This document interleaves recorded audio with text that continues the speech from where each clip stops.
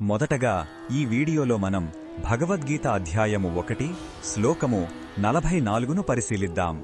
కులధర్మాలు నశిస్తే కలిగే భయంకరమైన పరిణామాల గురించి అర్జునుడు తన ఆవేదనను వ్యక్తపరుస్తున్నాడు. మొదటగా ఈ పవిత్ర శ్లోకాన్ని భక్తితో విందాం. ఉత్సన్న కులధర్మాణాం మనుష్యాణాం జనార్దన నరకే నియతం వాసో భవతిత్యను సృశ్రుం.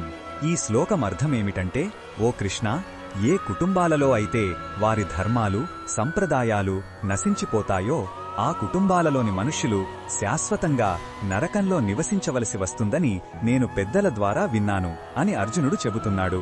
ఇది కేవలం ఒక ఆచారం గురించి కాదు, సమాజాన్ని కలిపి ఉంచే నైతిక విలువల నాశనం గురించి అతని భయం.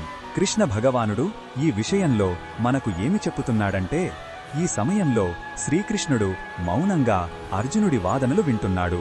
అర్జునుడి భయం ధర్మం మీద ఆధారపడి ఉన్నప్పటికీ అది బంధుప్రీతి అనే అజ్ఞానం వల్ల కలిగిందని కృష్ణుడికి తెలుసు. అసలైన జ్ఞానాన్ని అందించే ముందు అర్జునుడి మనసులోని ఆందోళనను పూర్తిగా అర్థం చేసుకుంటున్నాడు. ఈ బోధనను మన దైనందిన జీవితంలో ఎలా ఉపయోగించుకోవచ్చు అంటే, మన కుటుంబంలో మరియు సమాజంలో మంచి విలువలు మరియు సంప్రదాయాల ప్రాముఖ్యతను ఈ శ్లోకం మనకు గుర్తుచేస్తోంది. బాధ్యత, గౌరవం మరియు నైతిక ప్రవర్తన వంటివి మన జీవితాలకు పునాదిలాంటివి. ఈ విలువలను కాపాడుకోవడం ద్వారా మనం మన జీవితంలోనే కాక సమాజంలో కూడా శాంతిని మరియు స్థిరత్వాన్ని పెంపొందించగలం. మరిన్ని భగవద్గీత శ్లోకాల అర్థాన్ని తెలుసుకోవాలంటే మా తదుపరి వీడియోలను తప్పకుండా చూడండి.